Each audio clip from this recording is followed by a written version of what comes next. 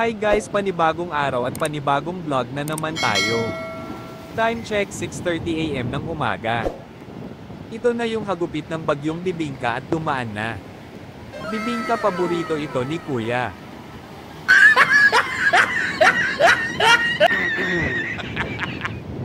Simula pa kagabi mga 10 PM hanggang magdamag yung lakas ng hangin guys.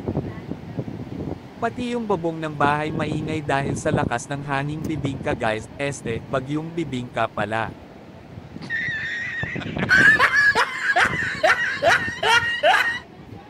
Pati yung ulan malakas rin at akalain mo biglang bubuhos sa bubong at napakalakas ang tinig at sinabayan pa ng hangin guys. Yung malalaking alon na humahampas sa semento at sa dingding sa mga bahay guys.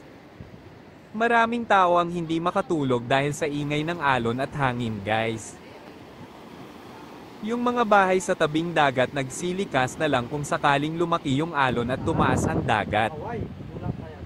Pati yung seahole guys nasira na ng alon at pati yung screen at mga tubo na bakal.